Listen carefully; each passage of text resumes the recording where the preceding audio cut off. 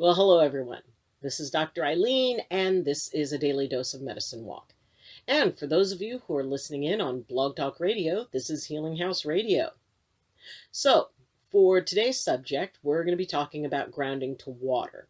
And if you ground to something else or think you may ground to something else, I've already done earth, air, and fire.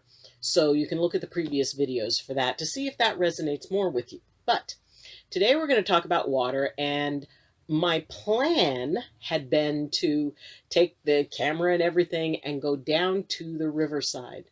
And I am so fortunate to live in the woods on a mountain, and I am surrounded by trees, and I'm right next to a river. And my idea had been how cool it would be to talk about water right next to the river. Well, today is a very hot day again, and therefore the river is very crowded. The people who live in the nearby cabins and their kids, and I mean, everybody's practicing social distancing, and the river is big enough to accommodate that. But that means that there are people stretched out over the river laughing and enjoying themselves. And it would be kind of tricky trying to do a video, and I don't want to interfere with them and their fun. So at some point I will show you my river, and we can, do a video down there when it's not going to be quite so busy. But in the meantime, let's carry on with the discussion of water and grounding. So, first off, how do you know that you ground to water? Well, consider. How do you feel when you're near the ocean? How do you feel when you're sitting next to a river? Does the sound of water or the rain, allow you to go into a very soothing place? When you sit and listen to the rain, how do you feel? If you feel safe, if you feel grounded and settled, and if the worries and cares seem to fade away as you listen to the flowing water, if that's what you ground to, then water is where you need to go in order to be able to help tone down your empathy. And as we talked before, the idea that once you find what it is you ground to or what grounds you, then when you need to turn your empathy down or even turn it off, you make that your focus. You bring yourself fully present with it. Now, the idea that not everybody lives near a river, and not everybody can get to the ocean every day or to a lake or whatever. How do you ground with water when you can't get to a big body of water? Well, honestly, water is water. And you are about 70% of it yourself, which is why a lot of people actually find comfort with water. Prior to coming into this life, we were floating in it. We were breathing it. We were existing in it. That was, that sustained us and kept us safe. So there is that primal attraction to being in that floating state. For those who do have a chance to spend a lot of time around water, it's just when you're separated from it, you just kind of feel that tug to get back near it because it comforts. So when we look at ways to ground to water, well, if you can't get to it, then it might be easier for you to get into it, meaning a shower or a bath. And there is a clearing salt bath that you can do where you take a cup of sea salt, a cup of Epsom salt, and a half a cup of baking soda. And you put it into a nice hot tub, pour each one in separately, and you soak in it. And what this does is this has an energetic clearing sort of action that it does. And it is an amazing way to de-stress. Now, when you're doing this, you do it right before bed. This is not something that you do at the beginning of the day. This is something you do at the end of the day to clear off everything from the day so you can go and rest peacefully through the night. If you try to do it earlier in the day and you're still going up and interacting with things, the thing is that this particular bath leaves you very, very open energetically. And especially for an empath, that can, I mean, believe me, I found out what happens when you do that kind of bath too early and you're still interacting with the world. It can be kind of a jarring experience, and it can make you a bit wonky. Now, if you want to clear early in the day, you can utilize sage. You can boil up some white sage and pour it in a bath and soak in that. You can also do a sage with like lavender oil and, be able to relax. So there's a lot of different things that you can do, but even just being in the water is relaxing. Now, if you can't get to water to get into it, you can get it into you. And you can get it into you by drinking it. Now, when you resonate strongly with water, and I think everybody does to a certain degree, like I said, because we came into this world, we came into our physical beingness surrounded by water. So when you are feeling stressed out, when you feel that you need to ground, what you can do is just take some water. And when you drink the water in, you just want to drink like a mouthful of it. And then you want to swallow it in like little bits.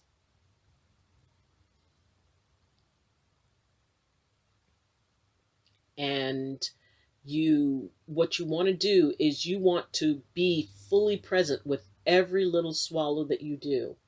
And you want to swallow and then feel it going down your throat. Feel it entering your system. Picture it moving out through you. Feel that coolness. And that can be tremendously settling just by itself. For you to, just get some water, take some in your mouth, and then just bit by bit have like at least, 3 seconds between each swallow, being very present with it.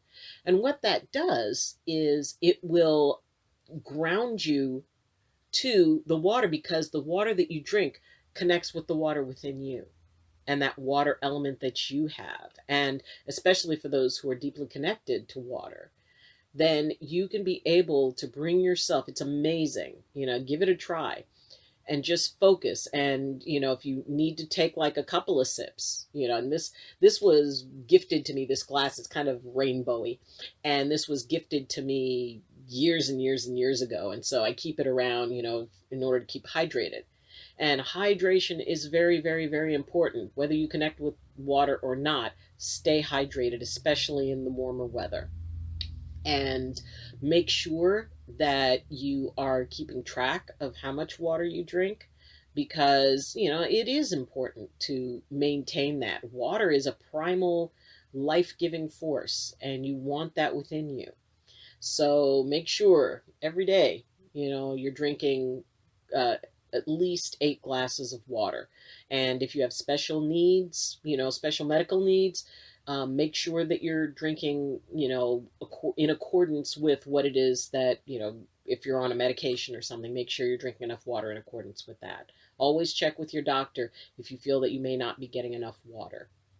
So when you connect to the spiritual essence, because everything has spirit, fire, earth, air, and water. I firmly believe that every element has its own spirit. It has a consciousness.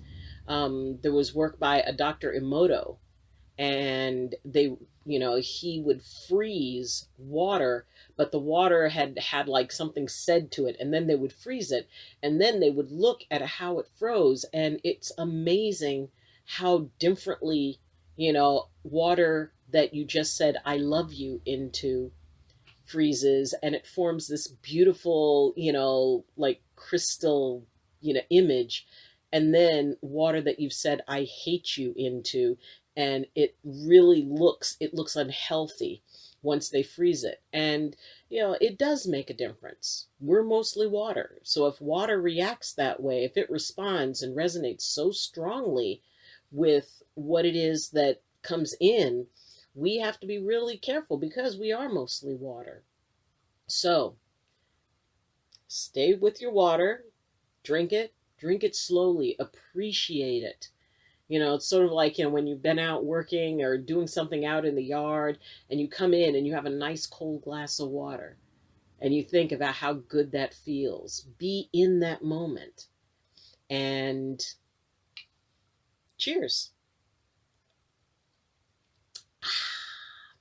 So, anyway, thank you for joining me.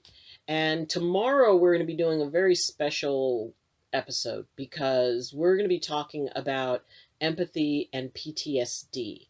And being, having to deal with PTSD is just horrible. And if you do, my heart goes out to you. And it's exponentially more intense when you're an empath. So we're going to be talking about that tomorrow. So I invite you to check in with that and make sure you watch that video because that's going to be a really, really important discussion that we're going to have. So I hope you enjoyed the video. If you did, please press like. If you have not subscribed, actually at this point, most of the people who watch are subscribers, so thank you. And if you haven't subscribed yet, please do so. If you would like to contact me, if you have any questions, comments, or concerns, please, you can contact me you can follow me on Twitter. You can reach me through my Facebook group, Medicine Walk with Dr. Eileen, and you can also reach me through my email address, which is in the description. So again, thank you for joining me, and as always, I wish you balance, and I wish you blessings from my heart to yours. Love you, and see you tomorrow. Bye.